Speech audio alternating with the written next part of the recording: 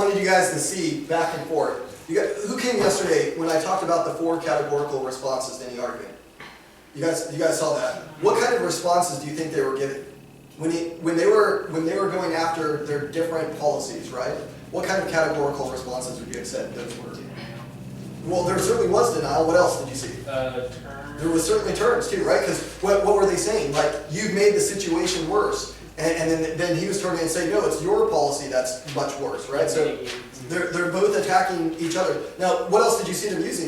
Didn't they have evidence? Weren't they citing experts of each other's party? Did you catch that? And then then Tony Blair, he's not naming the numbers of how they decreased wait times for cancer patients, right? Did you catch that? And how many people? So he's using evidence to impact out his points. Now, this obviously is different than what you guys do in some respects, because this is just points of information going back and forth. This would be a fun form of debate. Yeah. But it's very interactive though, right? So you see that. I mean, could you imagine if like President Obama or President Trump would have to go before Congress and answer questions like this? I mean, it probably would be really entertaining, really. It would be. And that's what I like about the British system. So so this is how it's done in the real world, like very much the same kind of techniques where they're trying to generate offense, they're using evidence. Do you see how animated these speakers are? Weren't they passionate about their points? Like, you could see the crowd like becoming unglued, right? You could hear the crowd on both sides cheering for their speakers, right? And both of these guys were 2 of the best. I mean,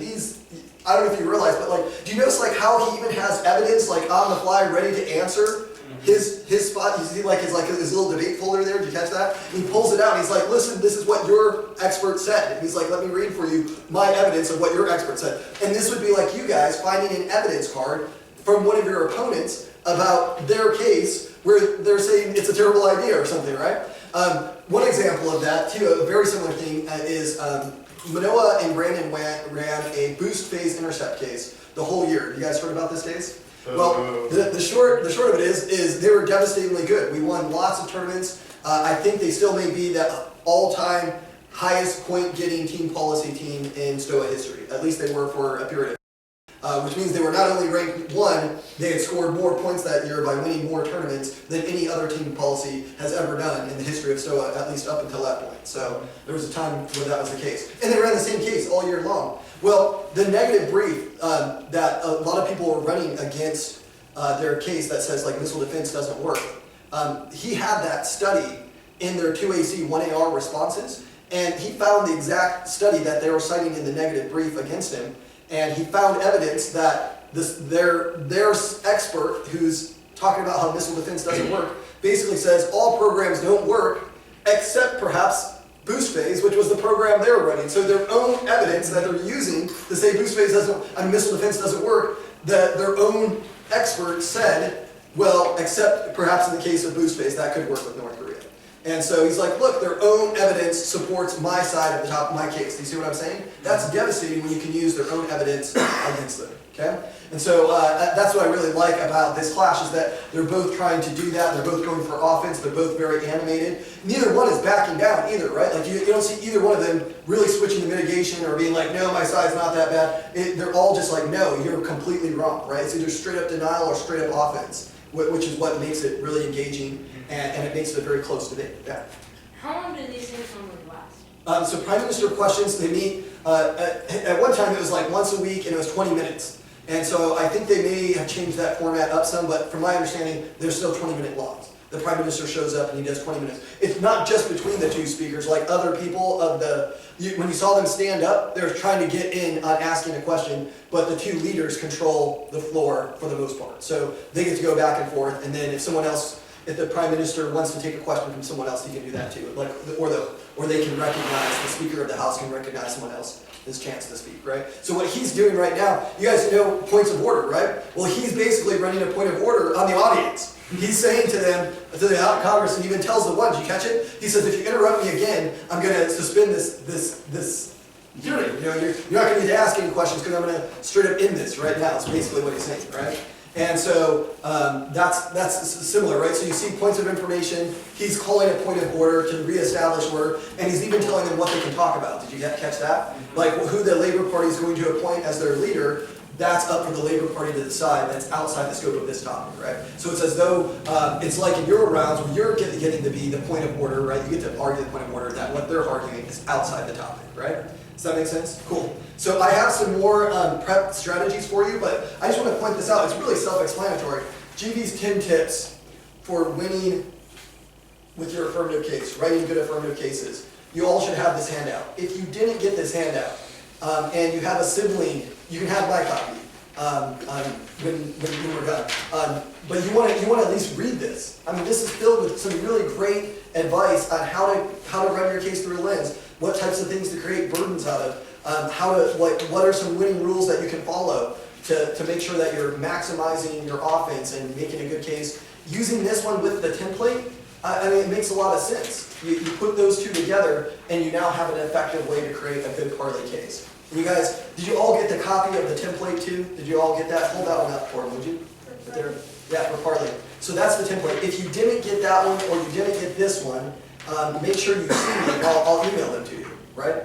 And I'm sure between Mark and, I know Mark has my email, but make sure you get this from us, because this has some just real practical advice, and it's very straightforward. Does that make sense? Cool.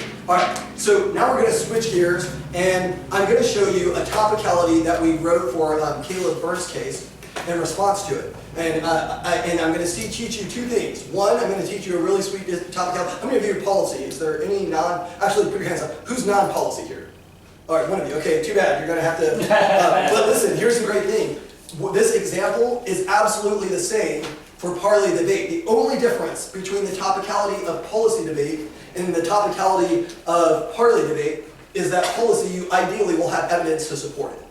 And you can cite evidence. But the structure is the same way of formatting it, the same thing you're going for is the same.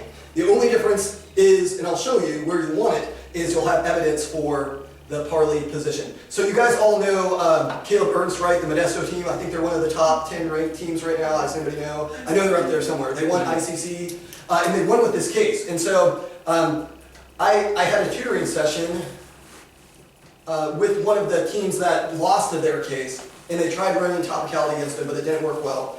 And so I said, well, hey, why don't I work with you? We'll write a new version of topicality.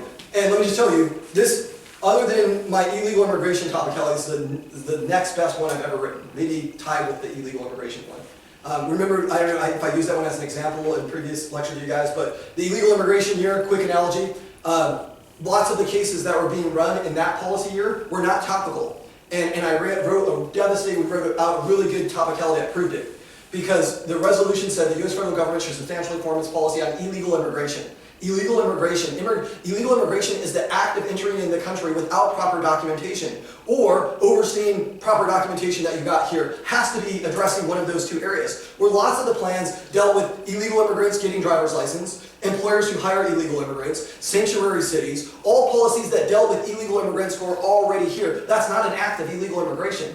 Right? Whether or not illegal immigrants get driver's license is not a topical case because it's not addressing the act of illegal immigration. In other words, they changed the wording of the resolution. It sounds kind of topical because they're dealing with illegal immigrants, but it's not actually addressing what the resolution has called them to address. And grammatically, it's wrong.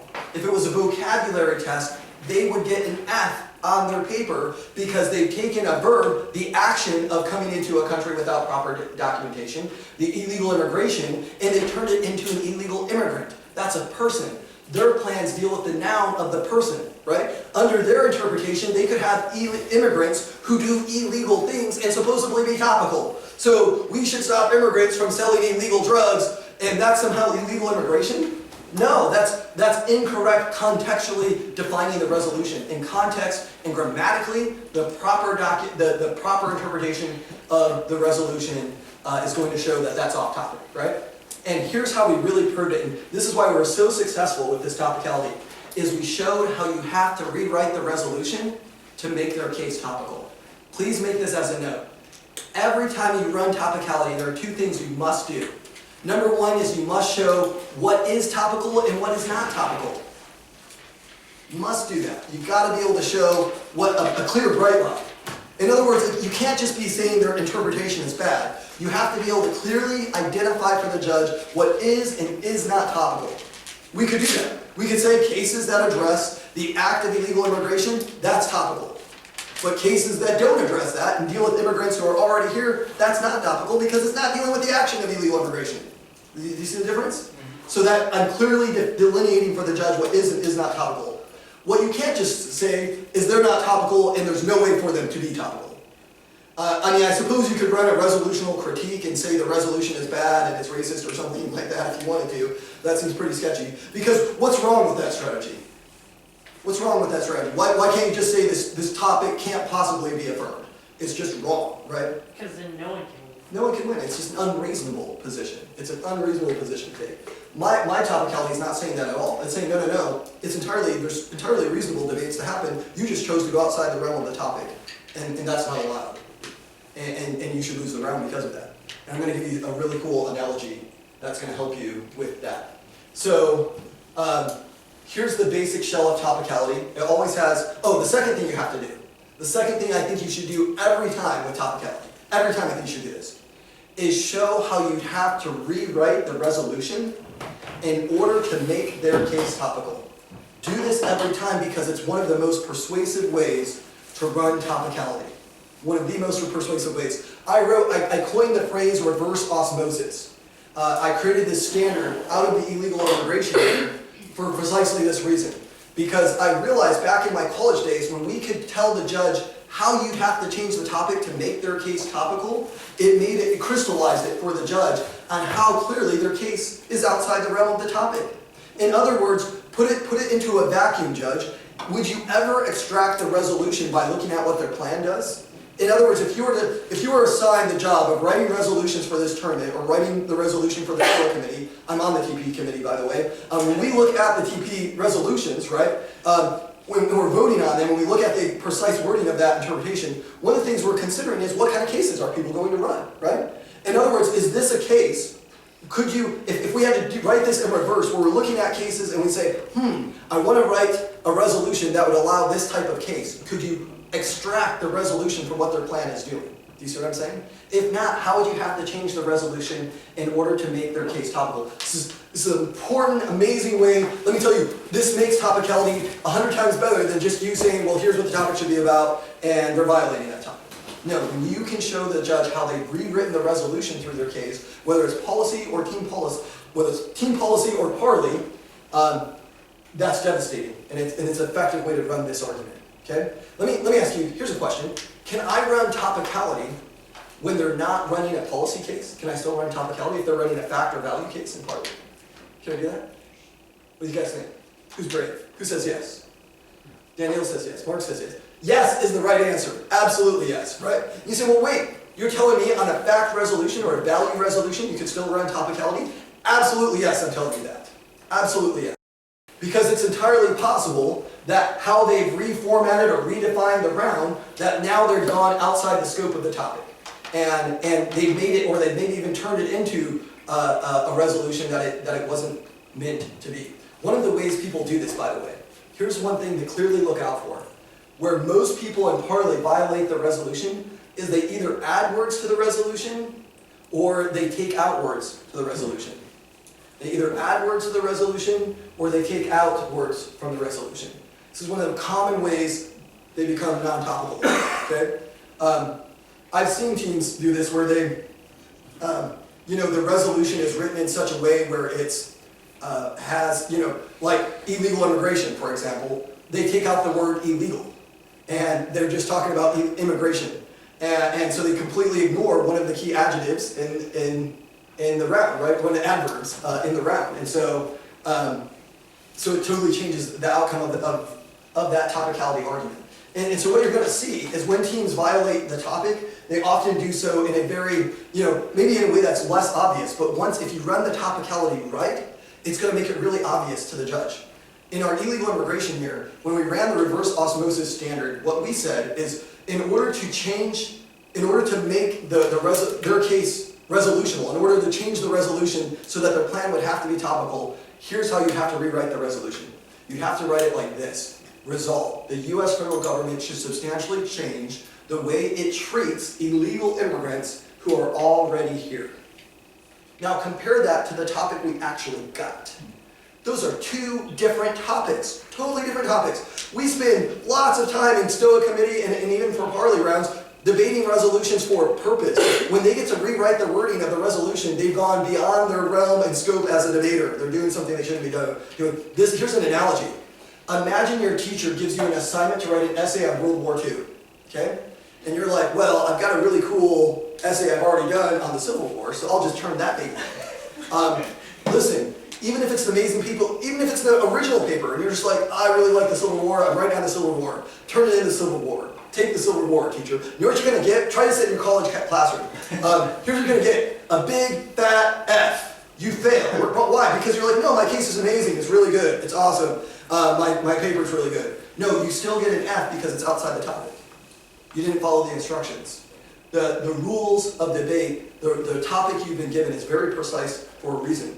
Spent a lot of time, a lot of hours in committee voting on it. People voted on it. They voted on this topic. So if you run a case that's outside the scope of that topic, then certainly the argument of topicality is you should automatically lose. Does that make sense? And so I love that analogy because it crystallizes for the judge why they would never vote for it, right? And it's kind of like they've stolen the money from the Monopoly board and they put it in their pocket, right? Or you're playing spades and they've already got all the aces. They've stacked the deck in a way so they can unfairly win the round. Does that make sense? So this is an important aspect. And then let me give you a third principle to apply with topicality.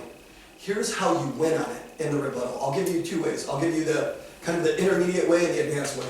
The intermediate way is to tell the judge in their final rebuttal, the 2&R, what you have to prove in order to win topicality. So third big tip is tell the judge in the rebuttal what you have to prove in order to win on topicality. Let me just tell you, community judges, parent judges, even alumni judges, we all really appreciate it when the debaters tell us, here's what the standard is, and here's how the team failed it, or here's what we have to prove, we've proved it, you should vote for us because we've done that job, right? So it's that kind of logical syllogism, okay? Here's the intermediate way. The intermediate way is to point out to the judge, you would say this to the judge, say, Judge, I need to show you 3 things in order to win on topicality. I need to prove to you 3 things. First off, I need to prove to you what this round should be about, what the resolution actually, accurately should be about. I have to tell you that.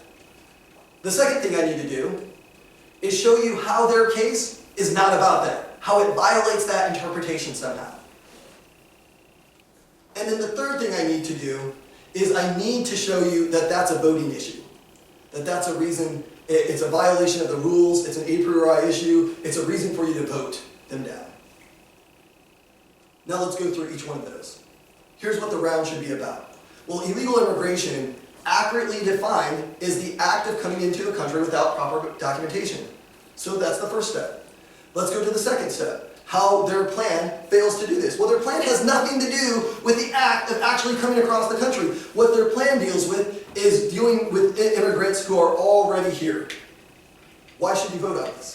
Well, you should vote on this because the rules dictate it's the government's job or the affirmative's job to prove the resolution true. They failed to do it, so the rules require you to vote them down. It's also the a priori issue, meaning it's the gateway, most important issue. You may think their case is a great idea, but if it's off topic, it's an automatic loss. That's the intermediate way, okay? The more advanced way is to say, I have 4 steps to prove. So add a 4th step. Here's how it would sound. Say, Judge, in order to win on topicality, I have 4 steps, or 4 points I need to prove to you. What this round should be about, how their case is not about that, a reason to prefer our interpretation, and then a reason to vote on topicality. Those are the 4 things I need to show you.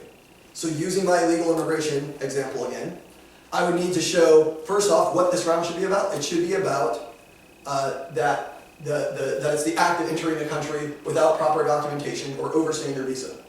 Their plan is not about that because their plan deals with immigrants who are already here, whether or not they should get driver's license. That's not a topical case because it doesn't deal with the act of coming to a country without proper documentation. Why should you prefer my interpretation? Well, my reverse osmosis standard proves it to you. It shows you how they've rewritten the resolution to read the U.S. federal government should change the way it treats illegal immigrants who are already here. That's not the topic. That you can compare it to our topic, which is talking about illegal immigration, not immigrants who are already here. 2 totally different topics. But the second reason you should prefer our interpretation is grammar, is under the grammar standard. That grammatically we know their interpretation of the round is completely F. So not only would they get an F in their history class for writing down the wrong subject, but they get an F in their English class because their vocabulary is wrong. They've taken the verb of immigration and they turned it into a noun of an immigrant. That's under that's what is that, third grade vocabulary where you learn verbs and nouns, right? They failed that third grade vocabulary test because they've incorrectly defined what the word actually means. So it's that's the second reason for our interpretation. Then why should you vote on it? Because the rules dictate they have the burden of proof to prove the resolution true. It's the first and foremost important issue of the round. It doesn't matter how good their case is if it's off topic. You have to vote on that. You might even say, you know what, and I understand, Judge, you might even add here, you want another advanced one? My second one is that technical words matter. Technical words matter. See, in the real world, if you're a doctor, or you're a lawyer, or you're a surgeon, and you get technical phrases wrong, people can die. You prescribe the wrong medicine, and it's something they're allergic to, they die, you get sued. You lose your practice, you lose your license. So technical language matters. You gotta hold them accountable. You can't let them get away with running non-topical cases, even if you like it. I know it sounds like a good idea, but it's too bad it doesn't fit within this resolution. That's how you run topicality devastatingly well. Because I'm crystallizing what the round should be about, and I'm showing them how they're not about that. If that's all too confusing to you, then just keep this idea front and center in your mind. I have to prove what this round is about, and I have to give reasons why they violated that interpretation, how their case is not about what this round is supposed to be about. I gotta make that as clear as possible. So I want to show that through how they've rewritten the resolution and how what this round should have been about, how they're not doing that with their case. The more I can do that, the odds of me winning, regardless of who my judge is in the back of the room, goes up exponentially. College debaters and coaches, for the most part, they absolutely love this. So, I mean, anyone who has any kind of technical training, I think even attorneys, if you get like an attorney community judge, they're going to like this too, because they're going to agree with me that technical language matters. They know they can lose their license if they use the wrong technical terms on a contract, or they can get into hot water for writing contracts wrong. So, it absolutely, word choice matters. Words matter because they have significant implications. Does that make sense? Sure. So how much time do you want to spend on a huge topicality argument? Well, it depends what else I have to run in the round. I think there's no way you can run a decent topicality in our league, probably less than 2 minutes. So you probably need at least 2 minutes. When do you have to run the topicality? First speech. Is there ever a time you can't run it in the first speech though? Is there any time you could run it in the second speech? If it's their mandate? I'll give you one scenario where it's possible for you to run topicality in the 2N. Or if this is poorly, we're talking about in the MO speech. There's only one justification I've ever seen that I would ever even consider. 99% of the time, it should always be in the first speech. Why? Because it's the gateway issue, right? Like if they got the topic wrong, they should lose, right? But let's say, for example, have you ever debated a team where you just had no idea what they were talking about? And they're vague? Well, ideally, you run vagueness, right? In the one speech, you at least argue, man, this is a really confusing case. I'm not really sure what they're talking about. But let's say it dawns on you by the time the member of government gets done explaining and clarifying what their case is about, you're like, gosh, that sure doesn't sound topical to me, right? Then in the second speech, before I run this topicality, I first start off with something like this. You might want to write this down.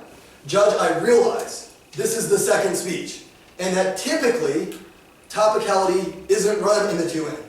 However, because their case was so vague or confusing to begin with, it didn't dawn on me or wasn't clear until after the last affirmative speech that their plan is clearly off topic. So I'm going to ask you to give us the latitude to run the topicality now. How do you like that? Does that make sense? So in other words, I'm justifying why I didn't put it in the 1C, and my reason is because it's their case. Why would I do this too, by the way? Because I'm still setting up what I would say is one of my favorite all-time voting issues, which is double bind. Either you vote them down because their case was vague to begin with, or you vote them down for being off topic. Either way, it means you vote neg or up.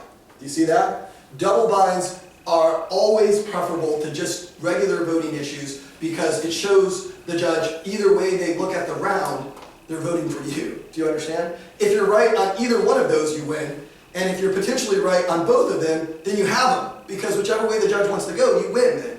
You see what I'm saying? So it's a way of taking topicality to a whole nother level. Very few debaters get to this level of topicality that I'm about to show you. Very few. I mean, I think Brandon Manoa, maybe Austin Janik last year. I've only seen, at least of the ones I've coached. There may be others out there and I just haven't seen them. But when I do see topicality run, I rarely see it at this well thought out level. It certainly wasn't run this way at ICC. I know I talked with the people who ran it, but I can tell you, this version absolutely would have given them a better shot of winning. Again, I can't guarantee, it's how well you implement the position, but I can tell you this, you'd be starting with the best topicality, at least I've seen, against their case. And I know there's a bunch of other cases that are similar to this one that potentially links to this topicality. I mean, I think anything that deals with drugs and is outside the USDA or FDA's jurisdiction potentially links to this topicality. Even if you're running a case like that, you want to know that this topicality exists so that you can be thinking about how you're going to respond to it. Because the last thing you want to do is have a beefy topicality run against you when you don't know it's coming. So at least you can prepare. So if you're freaking out right now and you're like, wait, at least you'll know and you can have nightmares beforehand and it won't be as bad of a shock. Maybe. All right, so, okay. What was the question? There was a question? No? Yes? Okay, so, you guys understand, have you guys heard of the Renewable Portfolio Standard case? You understand what you're doing? All right, so here's what RPS is. RPS is the Renewable Portfolio Standard. You want to know this because if you debate at Night Talk or someone who runs, I think Taryn Murphy is running a similar case, at least what I've heard. That like Caleb Burns gave her a copy or something, and I heard she's running something similar to this. I don't know, could I be wrong? That's what Caleb told me. Is that what Caleb told you? So I've heard that. So it could just be a rumor, I could totally be wrong, but it's possible so I just know there's top teams running cases like this, and this one specifically, that I'm going to argue is not topical. It's dealing with alternative energy fuel, okay? It's dealing specifically with biofuels. And so we're going to talk about what that is and why that's not topical, okay? So their plan deals with the RPS, Renewable Portfolio Standard. What the RPS says is that a certain segment of our fuel has to come from renewable sources, right? Like in California, we have a pretty strict one. I think like by 2030, like 30% of all of our power has to come from renewable sources. This would be wind, solar, biofuels, marine current turbines, OTEC devices. We might be able to get those probably off the coast of like Long Beach or something. I would imagine they might be able to use them like they do in Hawaii, and something like that to provide power for the country. So it's a requirement that a certain amount of your energy has to come from renewable sources. That's it in a nutshell. So Caleb Burns' case deals with that, and I'm going to argue that's not an agriculture policy. Even though it deals with agricultural products, it's actually an energy policy. And I think I have pretty damning evidence for why that's the case. And if you do a little bit more research and you actually add the evidence into this position, I think you're going to have a pretty sweet topicality to run. In which case, I think it's worth, let's say it takes you 4 minutes to run this thing, I'm going to say it's worth the 4 minutes. Because if I'm right and you win on this position, what does it mean for them? They lose automatically, right? Listen, you win topicality, you win the game, right? Like it's not like you have to weigh the impacts then. It doesn't matter how good their impacts are if you're right on the topicality, right? So I'm going to get into the nuts and bolts of it in just a second, sure. So is there a difference between the renewable fuel standard and a renewable portfolio standard? I think the renewable fuel standard is, it might even come under the RPS standard. Okay. Well, fact check me on that, but I think it's something similar. Okay. Because right now I think in California it's a certain amount of like the fuel has to come from ethanol. Like a certain amount, like even our fuel, like it's primarily corn based fuel. And there's biodiesel too, so I get the two confused. Well, I know in diesel and in unleaded fuel, which is the two main fuel sources, you go to the gas pump, right, there's 87, 89, 91, is that what you guys have? It's actually different in different states, they have different level of octane, it can be like 85 to 89, whatever. Whatever it is, that's all unleaded gasoline, right? Mm-hmm. It has to do with the refinement and how they filter it. A certain amount of that unleaded gasoline has to be from a renewable source, like ethanol. That's what it's saying. Yeah. Which one? That's not renewable portfolio. It's renewable. What is it? Fuel standards. Yeah, that's it. Right. So it's similar to RPS in that it's dealing with fuels. Okay. Yeah. Who's debated Caleb Burns? Anybody debate him? What did his plan text say? Tell me what did you see his plan text saying? Repeal RFS. And it says Renewable RFS. fuel standard. Yeah. Right. And so what do they say about it? What do they say? What's their like basic How would they, like, who can give me a basic overview of their case? I haven't debated it, I'm taking this from what I've heard. And, It distorts the market. okay, and so what is their plan doing? What's their plan gonna do? Basically make it so, they're basically repealing it, but I don't think that's what they're actually doing. It's making it so the states can really decide if they either want to put ethanol or not in the fuel. Yeah, Okay. I think the whole basis of the case is by the government mandating a certain product to be used in fuel, they're distorting the market and everything like that. So if we take out the renewable fuel standard, companies will be forced to put it in, so freedom and free markets. Excellent, that's as much of an overview I need. Now my topicality. So the topicality, we're running it on agriculture policy. We're going to say that their case is not topical because it's not an agriculture policy. Okay? I know they're really good on T, but what the T's that they're answering is not this T. So it's not this same topicality, and I'm going to point out a couple of key differences. The A point is the interpretation. Agricultural policy, according to Merriam-Webster's Learner's Dictionary, is the science, art, or practice of cultivating the soil, producing crops, raising livestock, in a varying degree, the preparation and marketing of resulting products. They also could be running a food safety program, right? But their plan has nothing to do with food safety. It's only talking, they're claiming that it's an agriculture policy. I'm claiming that it's not. Only one of us can be right. And let's see if I can convince you that. So I think there's two violations to their case. My first violation is that it's an energy policy, not an agriculture policy. I'm going to prove this a couple different ways. The AF plan is an energy policy, not an agriculture policy. The plan may use agriculture, but it's not under the USDA or FDA jurisdiction as the resolution requires, I would add that in there, and would not be passed as agriculture policy in Congress. So there's a couple of key distinctions here. One is it's not under USDA, FDA distinction. Two is in Congress, it wouldn't go through the Agriculture Committee.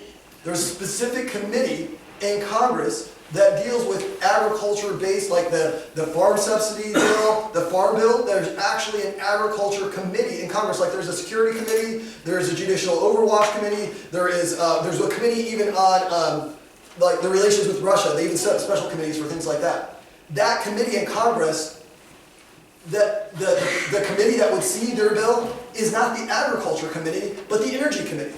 It's going to go through the Congressional Committee on Energy, not the Congressional Committee on Congress. And there's evidence that's going to support me on that. Okay? And you want to do a little bit more research, but just do this Google search for me. Do a Google search on jurisdictions of the different congressional committees, because if you know this is really, it's clearly going to provide a bright line of what is and is not topical. Do you understand? Because what it's going to say is if it doesn't go through the Agriculture Committee, it's not an agriculture policy. Do you understand? Because that's how the real world works. So, like if, Pelosi from my state, someone who I wish was not representing my state, but Pelosi, who's the minority leader, was like, hey, I'm going to pass an agriculture policy by changing biofuel market. Everybody would be like, whoa, you have been smoking some agriculture, I think, because that's not right? I'm saying, listen, she would never do that. She knows the bill has to go through the committee, the right committee first. If the committee tables the bill, right, like some of you have done UN, Model UN, I think, or something you were talking about. What was it? Team Pact. Team Pact, okay. Right, and you can come in, who was it? It was, where'd he go? Help me out here. Danielle and... Yeah. What? I'm sorry? Samuel. Sam, sure. Samuel told me about a story at lunchtime where Danielle, back in Team Pact days, tabled his bill. And he still, hasn't got over it yet. So what I'm saying is that happens in the real world too. In Congress, when the bill hits the committee, if it's not, it has to go through the right committee in the first place, right? To try to not go through, it would be unethical to try to not go through the right committee. You couldn't do it. There's no way it would pass because it hasn't first been approved by the committee to even reach a floor vote. Do you understand? So there's no way this case, since it doesn't go through the Agriculture Committee in Congress, is going to be topical because the USDA and FDA don't have jurisdiction of this plan. Could it possibly be topical? I love that so I have three different standards, two different clear standards. Does the USDA and FDA have jurisdiction? If not, it's not topical. I think that's a hill you can die on. I think I have no problem going down swinging if the jurisdiction of the FDA and the USDA does not have jurisdiction of the case, as they would of all agriculture policies, or things that are actually agriculture policies, then it's not a topical case. I think that's that's at least a clear bright line, right? I mean, there may be responses to that, but I'm just telling you, here's why I love that. Either that's true or not true. Do you see what I'm saying? Either that's true or not true. Either their plan goes through under the enforcement of the FDA and USDA, or it doesn't. And listen, they can't just claim. Listen, if they just claim, let's just say they're like they get wind of my topicality. They're like, oh, well, I'm just going to add in enforcement that says we go through the USDA and the FDA. Here's the thing: they don't have jurisdiction to do that. The FDA doesn't. They can't go in to the Department of Energy and be like, hey, we're taking over, buckos. You guys, as Trump would say, you're fired. You're out. We're taking over. Like, they can't do that. Like, one committee can't take over the ground of other committees. I mean, one department of government can't take over the ground of another government. Department of Energy is totally separate from the Department of Agriculture. You guys understand that? They don't share offices. They don't have tea together. I mean, they don't date each other as far as I know. Right? So there is no cross. If they're in different departments, then they're not the same. And when I get to my reverse osmosis standards, I'm going to say, really, this is an energy policy, and we know that because it would go through the Department of Energy, that would be their enforcement, and it would go through Energy and Committee, in Congressional Committee. So I can give you two different warrants for why that's the case. They have to be both of those. If I win one of those, I think I have a pretty good argument for topicality. Does that make sense? And I'm showing what's clearly topical and what's not topical. Samuel, then around, let's go. Alright, so what is your answer to their response to this? Because I've heard someone try to use it against them before, the committee's argument. They came back and said that RFS was split up into 8 different committees and then brought back to the floor as one bill, because bills get split into multiple committees if they're on different topics. Okay, but the bill itself, I mean, you can fact check me on this, but the bill itself has to be approved by the committee who's like chairing that area of law. Does that make sense? But here's my second response. Well, let's look to who has enforcement of it. And it's on the enforcement level. If it's enforced by the FDA and the USDA, then that's who has proper jurisdiction of agriculture policies. So if it's, let's say you're right, and there is overlap of their case and of their bill, well, then we could tell by how it's actually implemented and who would have enforcement. Does that make sense? Yeah. Is it something that the Department of Energy is going to have enforcement over, or is it the USDA and FDA that has enforcement of it? I would argue their plan, I can tell, maybe you can't tell on the committee level, but you can certainly tell by who would enforce the policy. Does that make sense? Mm-hmm. And that's what we'll get into, sure. So why are we not talking on them saying that's that it's an energy policy and they always respond to it saying that the RFS is actually... Well, no, we said it was a fuel policy. Yeah. It's fuel policy, and they always respond to topicality prices by saying the RFS is actually under the Farm Bill, therefore it's agriculture. Right. Okay, so again, I'm going to say the enforcement, though, is the bright line distinction there. If it was under the Agriculture Department, then it's actually not, okay, if it's not under the Department of the Agriculture, but if it's not under the USDA or the FDA, right? If it's not under one of those jurisdictions as far as its enforcement, then that's what proves it's not topical. Not whether or not. So okay, their response that it's part of the Farm Bill, that's interesting, but that, to me, that's not the case. Like, you can have bills that have multiple planks in them, right? Like Obamacare is certainly the case, right? Obamacare has multiple different things that it's impacting. It also impacts taxes, at least arguably, right? Like if you're a single guy and you have let's just say, let me give you a hypothetical. If you're a single guy, you're self-employed, and you've worked out a barter agreement with one of your students whose parents own a clinic, so you don't need health insurance because you've got a barter trade with them, and you don't buy health insurance, but at the end of the year you file your taxes, because you don't have insurance, Obamacare is going to tax you. And if you're a guy like that, let me just tell you, he's not going to be too happy about that. He's going to say something to you like, I don't like Obamacare because it's going to raise my taxes. Does that make sense? And so the argument there is that it's a tax for those, and I'm talking about myself, and by the way, it's a true story. People who don't have tax, it's funny because it's really a tax on like this whole idea it's supposed to help the poor, it's not. It's a total burden on people who are like in the middle income tax bracket, which is another story. But in other words, it's totally possible that a bill has multiple facets to it, but it's how it's enforced that we can tell whether or not it's topical. Does that make sense? So based on their logic, you could have like, I don't know, like a certain amount of, plutonium or something ridiculous like that being in the farm bill, and they could say, well, look, that's agriculture policy because they mentioned it in the bill. That's absurd. No, it's how the plan is actually implemented and who has jurisdiction of it. That's what determines whether or not it's topical. They Does that make rely sense? heavily on their definition. Right. The other thing that they rely on is the title of the Farm Bill, which the RFS was presented in, is the Food Conservation and Energy Act of 2008. Right. And energy. Right. It says right there, energy. Right. And the fact that it's energy is where I think I'm going to argue that. Okay.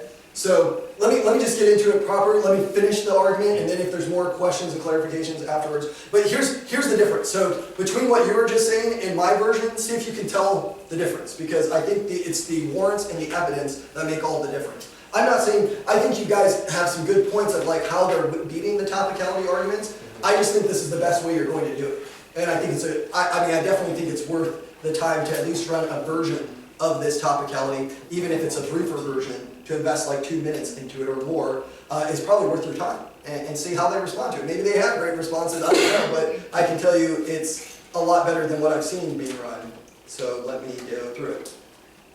Does anybody know what their definition is? Do you have their definition? I think it's the Merriam-Webster. Is it this one? I think that is pretty close to what it was. Okay. Yeah, they rely on the marketing as their restrictions. Yeah, it's pretty much Okay. that. Okay. Yeah, so this, you may want to use a different interpretation then, one that doesn't include the marketing sale of the products. But even then, I think you can still run this, because what you're going to say is it's not actually they're not running a plan that falls under the USDA jurisdiction or the FDA's jurisdiction. It has nothing to do with food safety or agriculture policy. Let me finish the position and then I'll get through it, okay? So here's the violations. Here's my 2 violations. Number 1, it's energy policy, not agriculture policy. The AF plan is an energy policy, not an agriculture policy, because plan may use agriculture, but it's not under the USDA or FDA jurisdiction, as would be required by a topical case. That's a key caveat there, and would not be passed as an agriculture policy in Congress.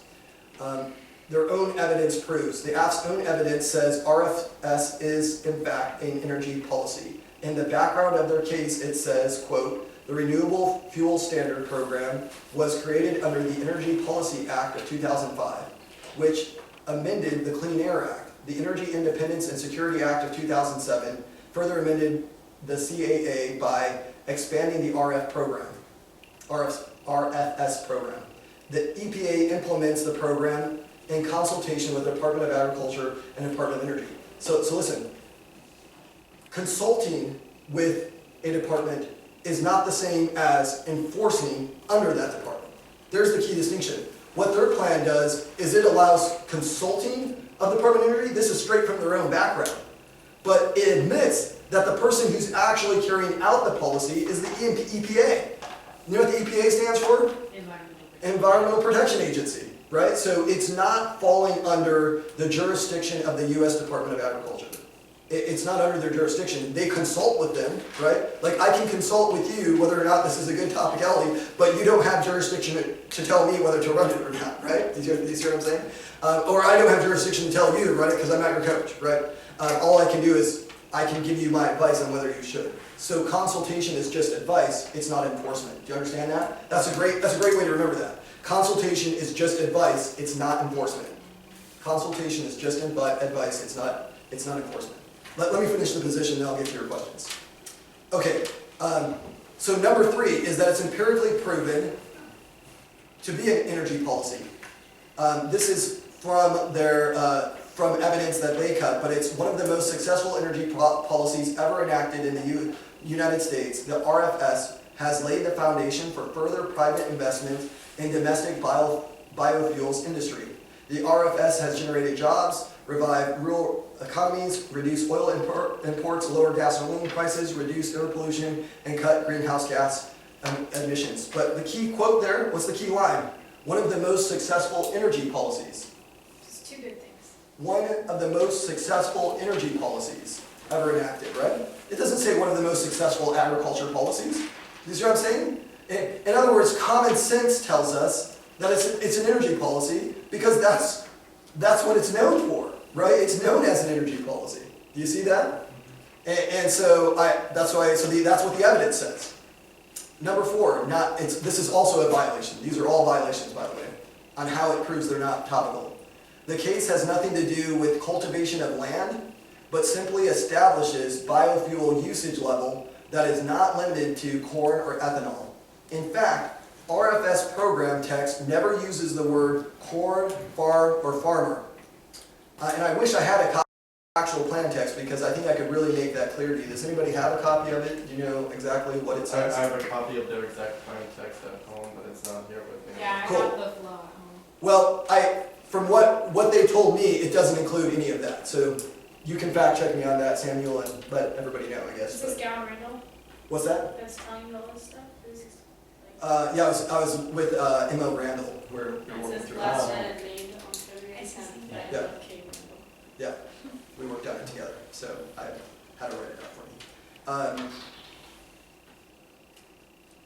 So the statutory language that they're passing with their plan does not mandate the production of biofuels. Rather, it mandates the use of biofuels. This is also an important distinction that further explains why their case is not an agriculture policy, because it's not actually cultivating the biofuels themselves. This is important because you may come across other cases that deal with agricultural cultivation for biofuels. That's different than what this case is doing. You understand? It's different because this case isn't mandating the cultivation and production of biofuels. Rather, it's mandating the use of them. Do you see the difference? So it's not that they're producing any more like ethanol or corn or whatever. It's that they're actually just changing whether or not it's used. Does that make sense? Yeah. Okay, so standards. Here's a couple of the standards that I really like. Number 1, jurisdiction. The best way to know, I love this one, so please put a star by this one. I would recommend getting this almost verbatim or put it close to your own words, but this is a really important one. This is to me is what makes the topicality. Even if you never mention the congressional committees, you don't have to. If you just focus on the fact that the jurisdiction that their plan falls under is not the Department of Agriculture or the Food and Drug Administration, that's going to prove that the case is not topical in and of itself. It's a clear, bright line. The best way to know whether or not the plan is topical is to look at which government department would have jurisdiction over it. This is absolutely true. How to determine whether or not it's topical? Let me read that line again. The best way to know whether or not the plan is topical is to look at which government department would have jurisdiction over it. Here, the affirmatives case falls under the Department of Energy, not Agriculture, which is required by the resolution. In fact, their own enforcement, I believe, says the Department of Energy or the EPA, doesn't it? Do you have anything? Do you guys, anybody remember that? Their exact plan text in enforcement, they mention FDA, USDA, and EPA. Right. Because they have to have the EPA. The one who actually has jurisdiction over the policy, though, is the EPA. Does that make sense? That's the critical argument there. Number 2, this is a separate standard. So my first standard is jurisdiction. My separate standard is enforcement, which is similar to the jurisdiction, but here's how it's different. Over 90% of the plan's solvency is based on how the plan is enforced. This year's resolution restricts topical enforcement to either, listen, the FDA or the USDA. But their plan relies on the EPA. That's not something the resolution gives them. This is absolutely true, okay? If nothing else, you could also potentially run that it's extra topical because their plan is relying on a non-topical mandate. There is nothing in the resolution that allows them access to the EPA. I'm 100% right on that. I will stake my topicality on that argument. There's nothing in the resolution that gives them access to the EPA. Nothing. There's nothing in there. The Department of Agriculture and Food, and there's nothing in there that gives them the right to access the EPA. They can't mandate the EPA does anything because the resolution doesn't give them the right to do that. Do you understand? There are resolutions that would give them the right. It's just not this one. Their case could be topical. It's just not topical under this resolution. Right? Do you understand? That's what I'm trying to. That's where I'm getting. Where I'm going with this. So, So this year, they use the EPA, which they don't have the right to, or fiat, because it's not within the scope of the topic. This means 2 things. 1, it means they're off topic, but 2, it means, listen to this, I like this impact to it, it means they have no solvency. Think about this with me. I'm adding in kind of like a separate voting issue here. Think about this though. It has no solvency because they can't use a non-topical enforcement with their plan. They don't have access to the EPA because it's a non-topical enforcement mechanism, which means even if you want their case to be topical, the solvency isn't. Listen to this, think about this with me. If their plan is using a non-topical actor, you have to sever that out of their plan, which means their plan can no longer be implemented because it needs the EPA in order to work. Think about this, right? So even if you don't buy the topicality, you've got to buy the enforcement mechanism argument here, which says their plan has no solvency, which means you still vote nay. How do you like that? So now, do you understand what I'm doing? What this is going to set up for me is my favorite voting issue. Anybody remember my favorite voting issue? Double bind. Double bind. What's my double bind? Either the case is not topical and you vote them down straight on that, or it doesn't, or they don't have access to solvency and they have no net benefits and they fail that stock issue as well. Either way, you've got to give it to us one way or the other. Vote them down straight on topicality or vote them down straight up for not having solvency. How do you like that? I think, let me tell you, that's better than 99% of anything else I've seen as far as topicality that I know that's being run against them. This is much, like, I'm giving you good warrants here. And the thing you could do to even further this argument is to do a bit more research and find some more evidence about USDA jurisdiction and what their jurisdiction. Do they have? Is there what the EPA's jurisdiction is on and what the USDA's jurisdiction? Find evidence about those 2 points, because then in the second negative speech, listen, in the 2N, you can run those as extensions to this argument. In other words, you can solidify the fact that, look, the EPA is the one who has jurisdiction over RFSS because it was intended as a way to clean up the air. Its whole air pollution thing was something that falls under the jurisdiction of the EPA. Moreover, the Department of Agriculture, or USDA, doesn't have jurisdiction over biofuels because that goes under the EPA's jurisdiction, right? You can find evidence that absolutely supports that point. That's what I'm trying to say. If you want, so that's 2N extension arguments that you could use. All right, look at the next standard with me, plan in a vacuum. If you were to look at the plan text only, would you know that it is an agriculture policy? Since there's nothing, is what I'm trying to say there, in the plan text even referencing agriculture policy. There's nothing in the plan text even referencing agriculture policy. Instead, they're just talking about RFS, right? So the plan, if I recall correctly, it's repealing the RFS, right? Does that even sound like agriculture policy to you? Like in a vacuum alone, if you just looked at that plan, would you know that it's an agriculture topic here? I don't think so. I mean, that sounds a lot more like energy to me, which brings me to my reverse osmosis standard. Listen, you don't need number 3.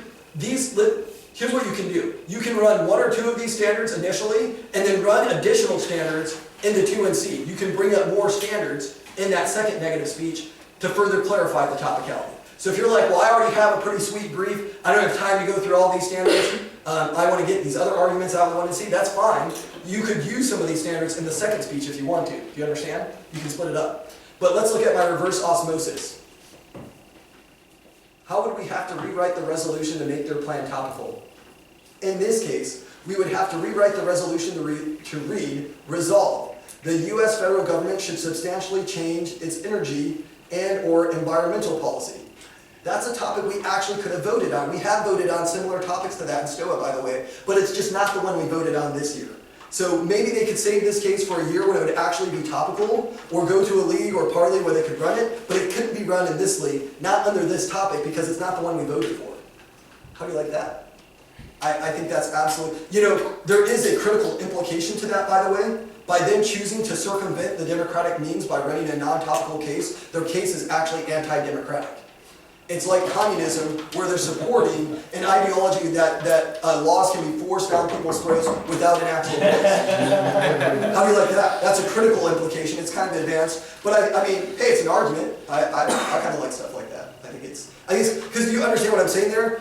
They're circumventing STOA board. They're circumventing your vote, your personal vote, by rewriting the resolution. Do you understand that? So you lose your own, be like, man, I'm not even old enough to vote in the presidential elections yet. This was the one vote I had and you stole it from me, right? That's why it's anti-democratic. For them to rewrite the resolution, they're going outside the voting process in STOA, where they could have voted for that resolution had it been voted through STOA. Does that make sense? And so in other words, you could have run this case had you won the right to run it by winning that resolution and getting it voted through Stoic. Does that make sense? That's the argument there. It's kind of fun. But so does everybody understand reverse osmosis? See how I'm showing how they've rewritten the resolution? There's a bit of this to me that just says, it just seems reasonable to me. This seems like a reasonable interpretation. Just saying, man, what's the reasonable? Just judge, look at their plan in a vacuum. If you just look at the plan text, does that sound like an energy/environmental policy, or does it sound like an agriculture policy to you? To me, it sounds like it just sounds, the renewable fuel standards, that sounds like energy to me.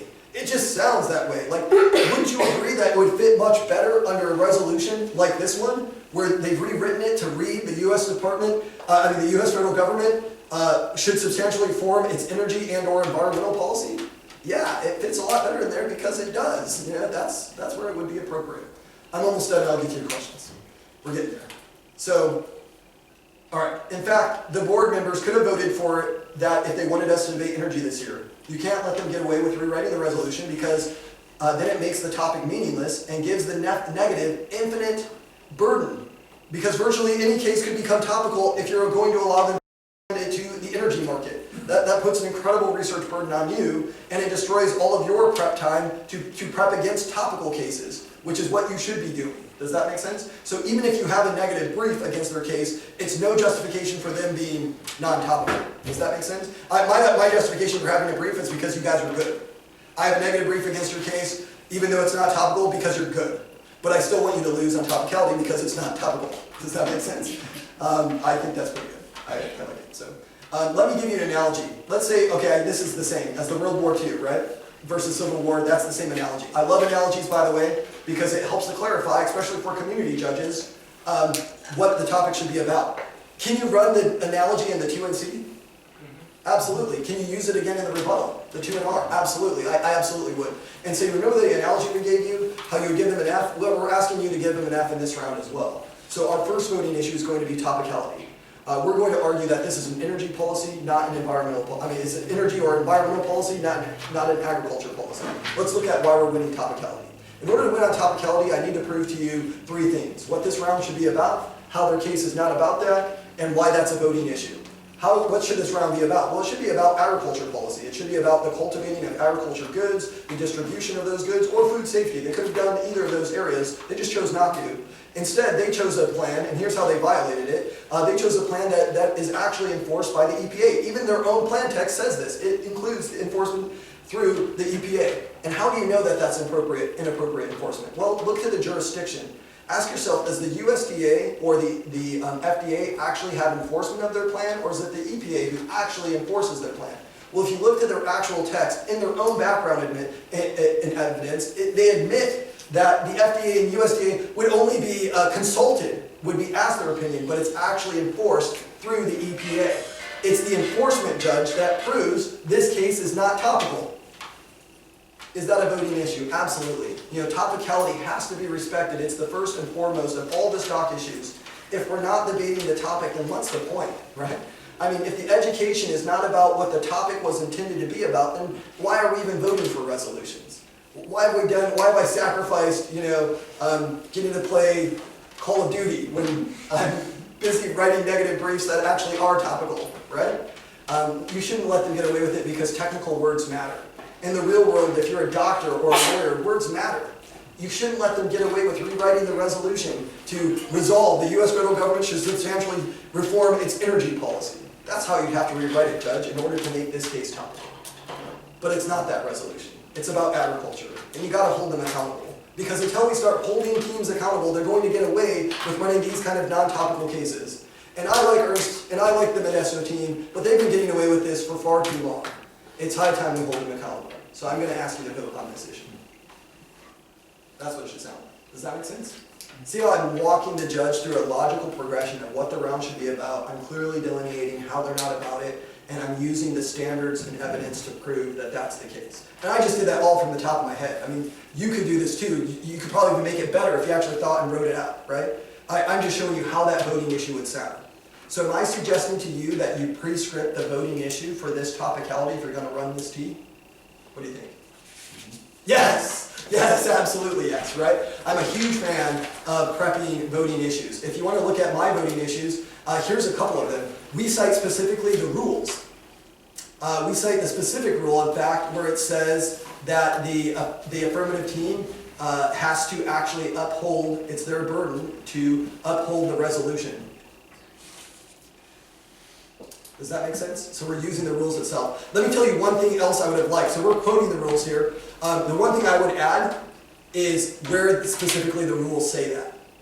And you know, you can bring the rules into the round, whether it's parley or policy, but for this case specifically, I would bring in the set of rules, but I would cite it here. In your version of this case, and I hope you'll type one out, you can cite the rules specifically that says it's the affirmative's burden to uphold the resolution. When they fail to do that, they should lose, based on the rules of STOA. That's excellent to cite the rule itself.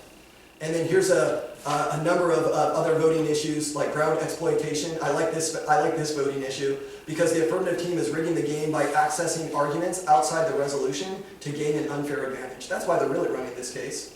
I mean, maybe they just like energy, I don't know, but let me just tell you why I think they're running it. The affirmative team is running this case because they're rigging the game by accessing arguments outside the resolution to gain an unfair advantage. They're getting impacts that they wouldn't have otherwise access to.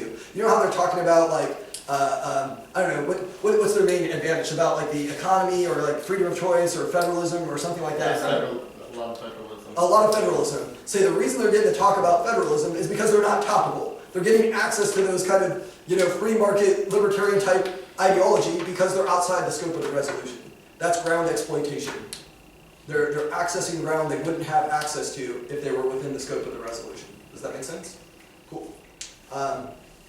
Here's something else too. One thing that they said a lot of, remember, did anyone hear them say the response of, it's a law? The law response? Yeah, agriculture law. Yeah, agriculture law. In the next speech, here's my preemption to them. I love this strategy. This would be, you know how I gave you 4 points to the topicality? Here's my 5th point, which I made especially for their case. I'm sorry, Ernst, if you I love you guys, but I like this topicality even more. So, no, I don't love it anymore. I don't know. How do you measure that, right? How much do I love my argument versus the team? They're great guys, though. They're really are. For what I do.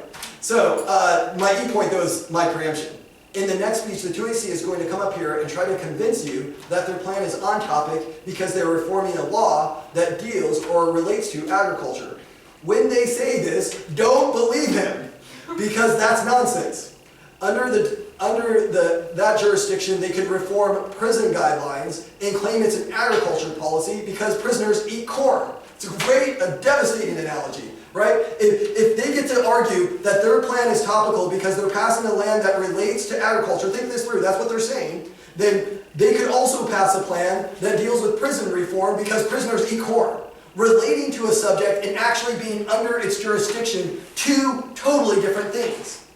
Relating to something and being under its jurisdiction are two totally different things. Absolutely true. They may consult the USDA. The USDA may relate to this subject, but it's not under their jurisdiction. And it's the jurisdiction that determines whether it's topical.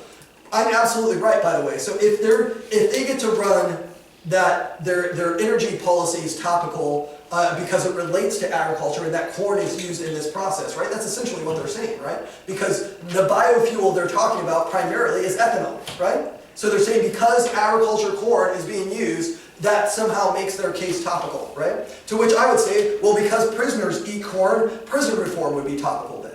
Relating to something and being under its jurisdiction and enforcement are two totally different things. Do you understand that? If you get that logic, that's devastating. Again, it shows a bright line. It'd be like it's ridiculous to say that prison reform is topical. I'm just sorry, it's just such a different resolution, right? I mean, it's absurd. Really it is, that you would expand the resolution that way. But it sounds very compelling and they say it, right? They're like, well, we're reforming agriculture law, but you're not reforming agriculture policy. Your law may relate to agricultural products, but it's not under the jurisdiction of the agricultural department. You see that? That's how you make it a clear distinction. And I love this. I love preempting them, right? Because now I'm already taking the wind out of their sails, right? Because they're going to come up and be like, this is agricultural law, this is agricultural law, right? That's what they're going to say. And I'm telling the judge that that's what they're going to say. But when they say that, don't believe them, because again, it comes back to the idea of what the enforcement is. And how ridiculous that interpretation is, because prisoners eating corn would be topical then. Which doesn't sound topical to me, it seems absurd. So you're telling me I could run prison reform? Like, this is a question I would ask them seriously of their QAC. I would love someone to ask them this. So you're telling me, as long as the policy relates to agriculture, it's somehow topical then? So what makes prison reform, where prisoners are eating corn, not topical? How is that not topical? They may try to claim it's not, but that would be inconsistent with what they're saying. Do you understand? I mean, unless they have some other justification I haven't thought of, but based on everything I know and what they said in the previous round, that's pretty devastating. You see how well thought out this is too? See how my analogies continue to crystallize the idea of how different that is? And what I love about this is that what their best response is already preempted. So when they come up and if they still run that response, either they're not going to run the response or they're going to run the response and the impact of that response has already been taken out because I preempted it. Does that make sense? Preemption is an extremely effective strategy. So in the rebuttal, so a couple things you just want to know. Here's a couple things on how you can use this for your voting issue. Bringing back the idea, as I showed you when I demonstrated the voting issue, that its areas of jurisdiction are what's topical, focusing on jurisdiction and enforcement. Second one, how it fails, because they're using the EPA and the DOE. Why is it a voting issue? Well, my reverse osmosis shows how they're rewriting the resolution, how it's a rule violation, and they're doing this because of ground exploitation. They're exploiting ground that they would otherwise not have access to, but since their case is non-topical, they're talking about federalism, when really this topic does not lend itself to talk about that. Does that make sense? Or if they want to talk about it, they need to find a topical case that would allow them to talk about it, right? Like, I don't have a problem with them bringing up federalism, so long as it's actually an agricultural policy and not a dairy policy. Does that make sense? Cool. I think that's a great way to handle it. That can even give you some ideas on process questions. I have two more advanced strategies I want to give you guys related to some of the things we've been talking about, but let me take a couple questions real quick. I know some of you. Yeah. So you were saying that in the resolution, it specifically states that it has to be under the USDA or FDA? Where does it say that? No, that's not what I'm saying. Okay. I'm saying that agriculture policy, the U.S. Agriculture Department is the United States Department of Agriculture, the USDA. That all agriculture policy falls under their jurisdiction. So that's how we know whether or not it's an actually agriculture policy. Okay. So based under this resolution, it has to be either the USDA or the FDA, because those are the ones who have jurisdiction under this system. Okay, I'll get to you in just a second. Let me give Daniel a chance. So there was a case talking about like pesticide runoff and stuff. Mm-hmm. So it was the enforcement that was the EPA. Okay. So I mean, it's pretty topical. It's talking about like regulating cow farmers or letting runoff and pesticides and stuff. Sure. But it wasn't regulated by the USDA. I would have to see the plan text to let you know. I mean, the thing about using the EPA to me, I mean, that's the Environmental Protection Agency, and it sounds to me, I mean, I'd have to look at what they're doing. Maybe their plan mandate, it might be the opposite, where their plan mandate actually is topical, but it's relying on, some other mechanism that needs the EPA or something. Do you have a copy of the case? Cool. Yeah. If I could add something. Sure. I think the reason you do that is they use the EPA because farmers and agriculture is harming the environment. So that EPA is topical because it's agriculture that's causing the environmental harm, thus the EPA, the Environmental Protection Agency, is involved.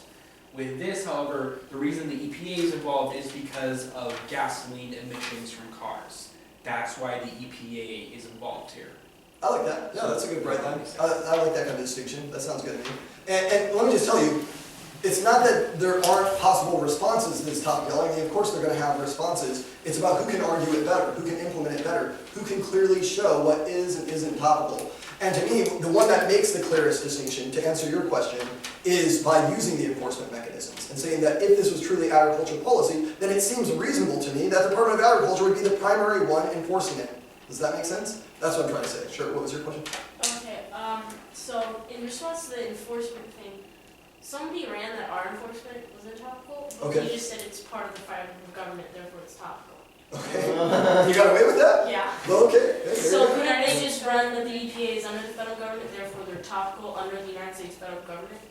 Well, you could, but it doesn't make it topical. That I mean, doesn't respond to any of the other arguments that it's because the enforcement is to show that it fits under agriculture, and if it's not under the USDA, then it's not under agriculture. Right. That's a nice. So, here's one other distinction to Danielle's point. The other big distinction goes back to what you were saying. You know, in this case, this really is an energy policy that's being implemented under the EPA because that really would be the proper implementation. Do you see what I'm saying? Or it's not, like, if the EPA came in through like the back door because it was an agriculture policy where they had to regulate how the pesticides would impact the environment, that's different. That's where the primary, so it's like, what is the primary mandate of the plan actually accomplishing? Does that make sense? So their primarily mandate changes the way our energy policy would work. Does that make sense? Where what you're talking about sounds to me like it actually has a primary mandate to actual agriculture. So I guess I would say it's not that the EPA could never be used, but it would have to be used in conjunction with an actual agriculture policy, not one that just relates to agriculture as they're saying it does. Does that make sense? Yeah. So I mean, I'm clearly not convinced anyways. It seemed to me that this, and if I can be persuaded, I think other judges can too, I guess will be ultimately. I mean, is it still debatable? Sure. Will they have responses? Sure. But that's part of the game, right? At least I would say this is a much better thought out topicality and how it should be implemented. This is how you want to be able to argue it. This is even thinking forward and even preempting them is a really smart way of going about it. Samuel. I just wanted to list the 3 things that they commonly use. These are the 3 responses they commonly use to Okay. validate Cool. that I found in one of my documents on here that I actually floated ICC. The first is that it's in the Farm Bill. Secondly, they say that it's currently enforced by 3 agencies, USDA, FDA, and EPA, and because they have 2 that are agriculture, those outweigh the EPA. And then their third argument is that it was sent to the Agriculture Committee in the House. Okay. They talked about those 3 arguments, and then they have a bunch of little responses to like different standards and stuff Cool. like that. So on each of those responses, you want my response to each one of those responses? What was the first one? It's in the Farm Bill. Okay, yeah, Page 213 in the Farm Bill. There's lots of things in the Farm Bill, right? But that doesn't make it a justification for it actually being topical. And what the Farm Bill is talking about is how it relates to the corn subsidy, right? But it's still implemented. We have to look to the enforcement to determine whether it actually is an agriculture policy. Does that make sense? Like, sure, the Farm Bill deals with the bioproducts that are used, but it's not actually enforced through the Ag Department. Does that make sense? All right. So the Farm Bill doesn't determine whether or not it's an agriculture policy. Does that make sense? Yeah. Cool. The second response was what? It's enforced by 3 agencies, USDA, FDA, and EPA. Because we have 2, we outweigh the one that's on top. Cool. My response to that is their own background evidence refutes that position. Their background evidence says that it's consulted by the other 2 agencies, but it's actually enforced through the EPA. The actual one implementing the plan is the EPA. My second response though is look at what the plan actually does. It changes a fuel standard. That certainly sounds like energy to me. So their enforcement and how their plan is actually implemented, it's an energy program, not one that actually is changing agriculture. Okay. How do you like that? I like that. But their background, remember that I read their background evidence right here. It says they only consult the other 2. Did you catch that? Yeah. Consultation is not enforcement. It's asking for their opinion maybe, but it doesn't have any weight, it doesn't have any force behind it. Do you see the difference? I said I had a cool phrase for you earlier, right? I said consultation is not enforcement, or what I say? Yeah. Something like that. Yeah, consulting is not enforcement. And that's Yeah, what, you said consultation is just advice, not enforcement. yeah, it's just advice, it's not enforcement. When you consult, like you can consult with your financial advisor, right? I can consult with my financial advisor, should I buy a Lamborghini, right? Like, it's gonna clear me out and I'll be owing for the next 20 years on this thing, but should I do it? He's like, that's a terrible idea, terrible idea. I'm gonna do it anyways. I feel like a Lamborghini. I was born a race car driver and it's time I start driving like one. Yeah, so, in other words, does my financial advisor have any, if I have one, does he have any jurisdiction over my money? No. But let's change it up a little bit. What if it was a trustee-trustor relationship? What if I had a great-grandfather who left me like $1 million? And I'm like, I want to go buy a Lamborghini, right? So I'm like, sweet, I got $1 million coming from great-great-granddad. Let's go start spending money, baby. So I go to my trustee who actually does have jurisdiction over the money, right?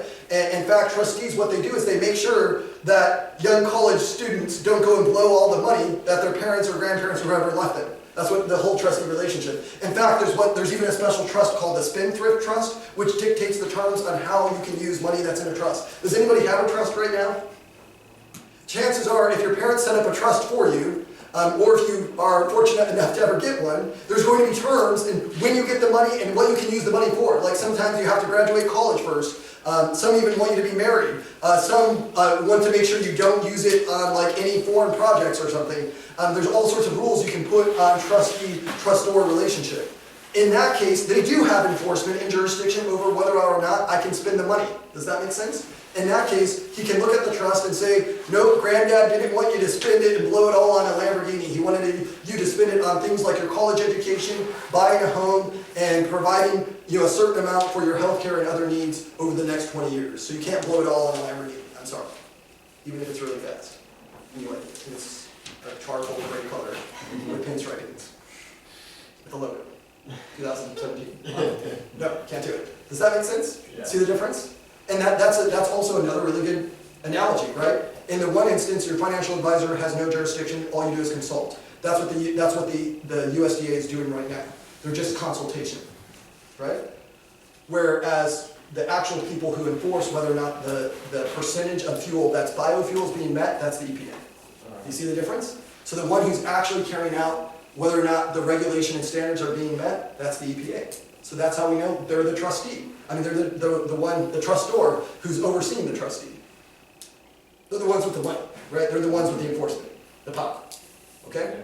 Sure, what was the third response? The third and fourth one. The third one is it was sent to the Agriculture Committee in the House, and then it was also sent to the Committee on Commerce and Energy. Cool. Then I would say, even if it was sent through those committees, it doesn't matter at the point of how it's actually enforced through the USDA. I mean, at the point it's actually not enforced through the USDA, but through the EPA. It's the implementation of the policy is what really matters. That's fine that it went through those committees, but it doesn't mean it's topical. In fact, they said themselves that it went through multiple committees, right? Mm-hmm. And so each of those committees, have their own jurisdiction. That's true. But what really matters is whether or not who's going to actually have oversight and enforcement of the plan. So here's another thing. That's still just consultation, is your argument there.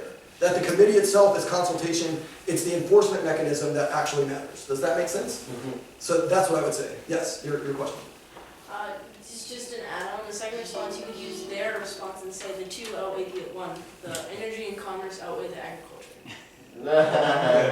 Turn. I like that. And then their fourth was one they've only used in one round before. Don't know if they're using it anymore, but it was back at Veterans Day. They said that when the U.S. is sequestering oil, they're forcing people to put ethanol in oil. Sometimes they'll issue orders to a corporation saying you're not putting enough ethanol in, fix it now or get sued for this. And it says U.S. agriculture policy on the top of the court's sequestration order. Okay. To which I would say is who's the one who's actually doing that enforcement though? Isn't it being done through the EPA? Yeah. Yeah, in which case it's the EPA is the one who's actually going to see whether or not that regulation is met. It's not like agriculture people going in and actually inspecting the oil. In other words, they can use whatever kind of terminology and bills that they want, but it's how the plan ultimately operates. That's what really matters. It's what the plan does that matters. It's how the plan is enforced. That's what really matters. Does that make sense? So in other words, here's another response to all of those. I would say, look, it's the enforcement that outweighs any of your possible justifications because it's how the plan is implemented that we determine its solvency and how it's actually put into place. Does that make sense? Cool. Okay. All right. That's enough on topicality. We got to move on. I got other things we got to talk about. You had one more question though in the red shirt. Sorry, what's your name? Caleb. Caleb. Sorry. Caleb, please go ahead. So if something is under the EPA related to food safety policies, Okay. would it then be appropriate? It could be. Right. It could be because back to Danielle's point, if it goes back to what the main mandate of the plan is actually doing. Not even what they say it's doing, but what it's actually doing, right? So what their plan is actually doing is it's changing the way fuels work, whether or not it has ethanol in it. Does that make sense? That just sounds, it doesn't just sound that way, it is an energy program. That is an energy-based policy to clean up the air pollution and the idea of having cleaner gasoline and energy. Does that make sense? And so it's what the plan actually does that determines whether or not it's stoppable. Does that make sense? Cool. Okay, let's switch gears. In fact, let's switch over to this table, and we're going to get some other things. I know we're out of time.